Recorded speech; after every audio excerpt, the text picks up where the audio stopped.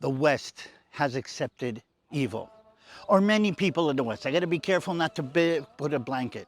But many people in the West have accepted that evil is just another facet of the difference between people. That evil is just another aspect of what makes a person a person. That evil is basically just another aspect of diversity.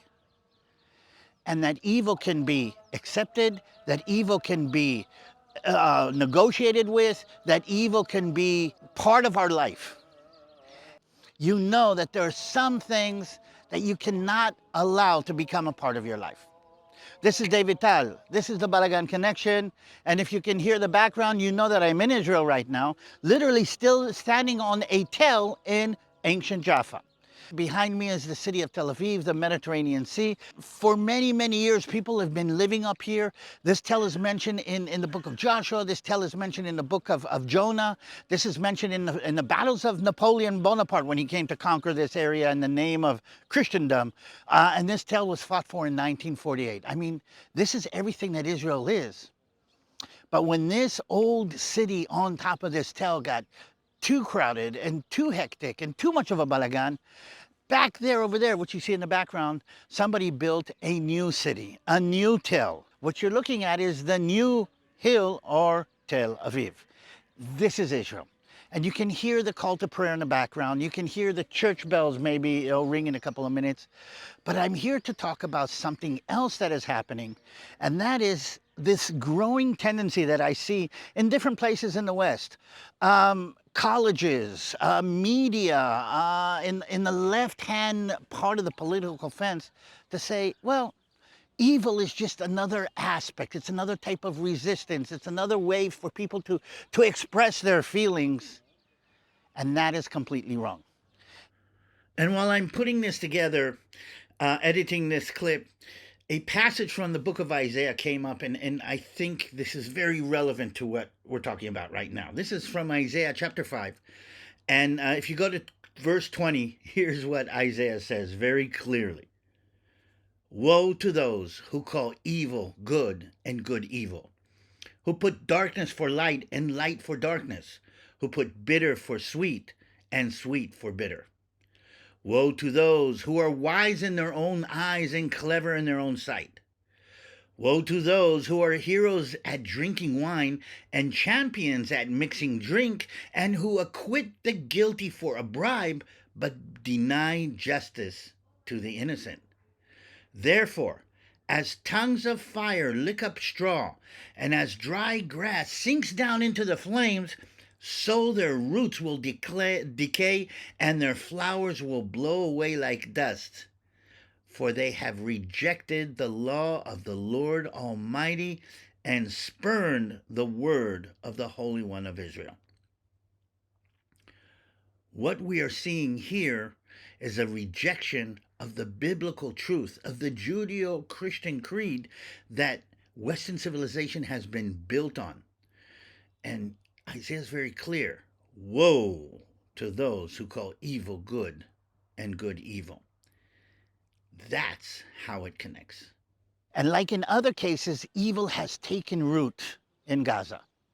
And you and I both know that if you allow evil to grow, it will feed on itself.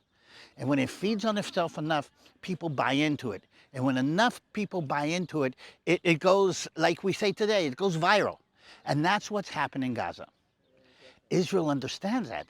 And after October 7th, we realize that we have appeased the evil. We have cooperated with the evil. We have accepted the evil, even though they said they were evil. They said they were evil again and again.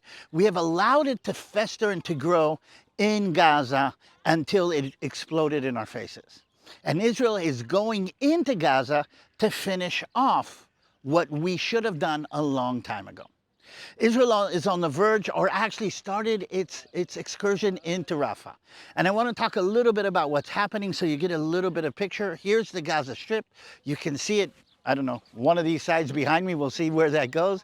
Okay, and you can see it's a strip of land. And Israel actually has entered the Gaza Strip from the north, and over the last couple of months has cleared out the Hamas elements in the northern part of Gaza, in Gaza City itself, and in Khan Yunis itself, and is now actually posed to push the final act into the city of Rafah that is literally on the border with the Egyptians. A couple of words about how this is happening, and I want to talk about how and why. Let's talk about the why first. You understand we have to go in. 1,200 people that were mass murdered by them in there. It is crazy. We have to go in there because that's where Hamas's military structure is. And if Hamas comes out of there and survives, it's just going to happen again. We have to go in because we have to finish. We have to free the hostages. 133 Israelis, not only Israelis, by the way, some of them American, are in terrible conditions in there. You can't just leave them in there. So a lot of people say negotiate, and we've been trying to negotiate for the last 4 months, but Hamas is not negotiating transparently, is not negotiating truthfully. And the last negotiation blew up mainly on 2 accounts. One, because Hamas says we want this war to end, and we want this war to end with us standing here and saying we won. And 2, we will return the hostages, but we're not even telling you if they're alive or dead. And that is unacceptable to Israel. Israel cannot accept that they're playing with the lives of our hostages. So Israel is going in, and again, it could have been easier. I mean, if the United States and the rest of the world had put pressure on Hamas, or put pressure, political, diplomatic pressure, on the elements that can pressure Hamas, like Qatar, like Iran, okay, Hamas might have felt that it had no choice but to reach an agreement, but no. And what happened is exactly the opposite.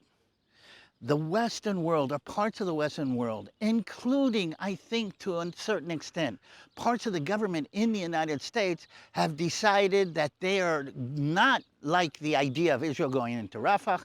They don't want the political, fallout of what's going to happen.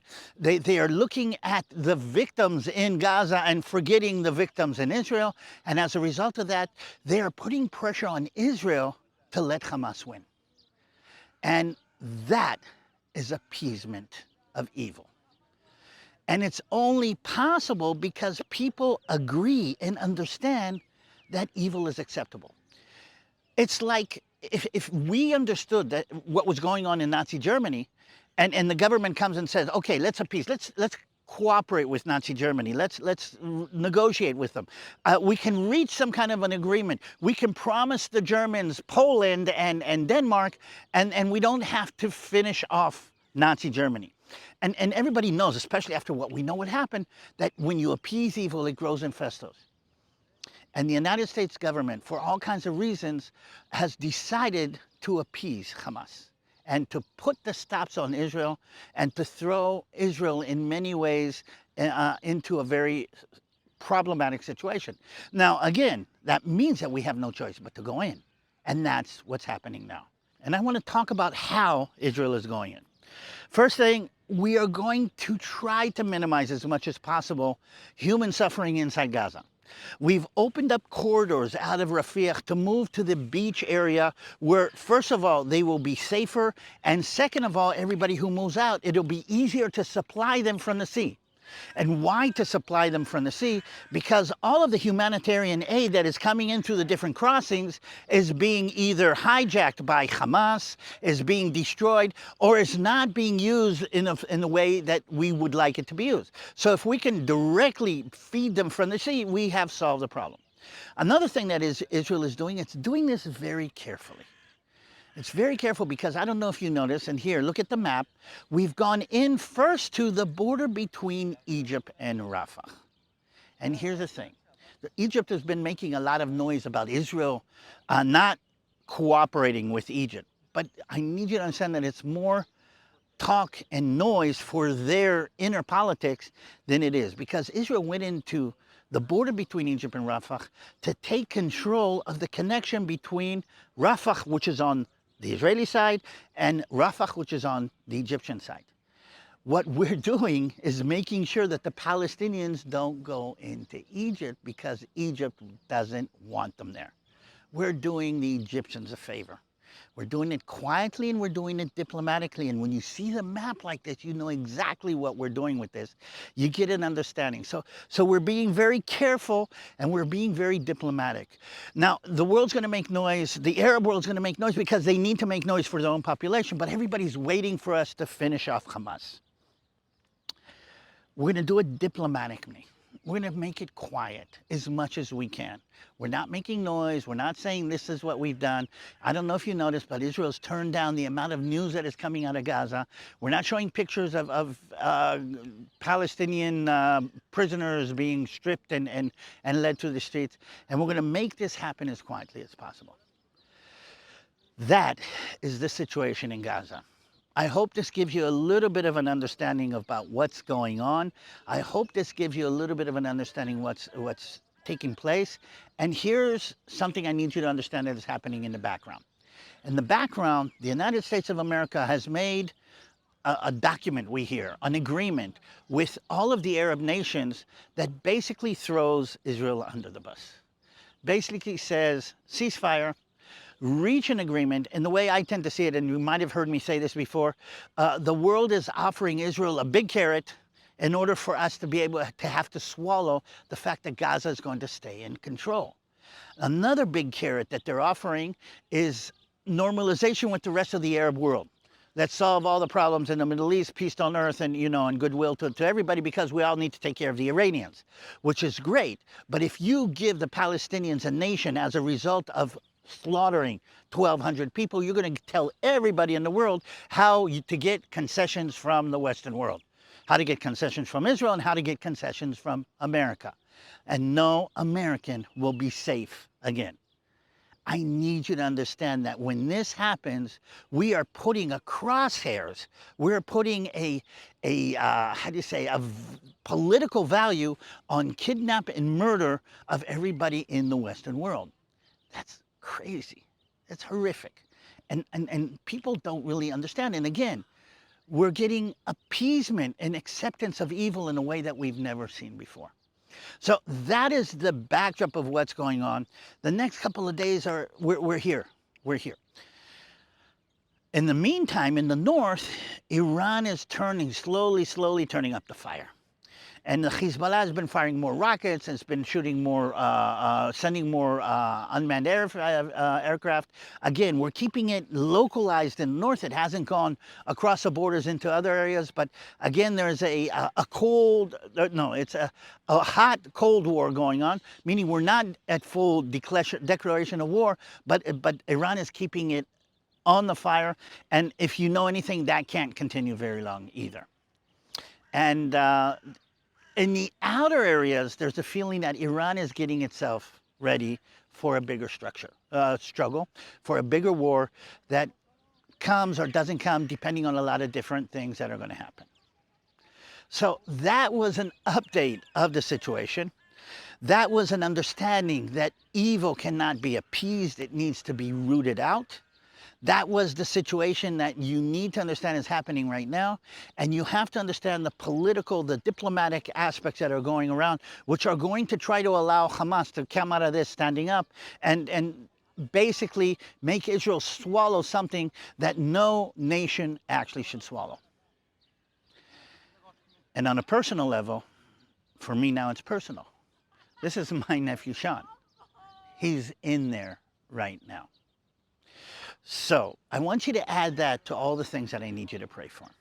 I need you to pray for wisdom in leadership all around the world. I need you to pray for wisdom in the Israeli leadership. I know it's hard to say, but I need you to pray for wisdom in your leadership, in the leadership and the administration of the United States of America. I need you to pray for all of the soldiers that are in there, for wisdom on a tactical level and a strategic level, and even a lot of wisdom in a war situation. Is this crazy? And I need you to pray for my nephew Sean. His second daughter was just born a week and a half ago. Pray for him, use him and as a representative of all the Israelis that are in this right now, and pray for us. Like I've said before, if you want to support us, Gihon Springs, there's a link down here. You can support Gihon Springs, which supports quite a few different ministries in Israel. If you want to support the Balagan Connection, me and my family directly, Gihon Springs is a way to do that. They have a channel that will support us. And what I'm trying to say is, this is DaviD TaL on the hill, overlooking ancient Jaffa, modern Tel Aviv, the Mediterranean Sea, the Middle East, and everything that means. Hope to see you here soon.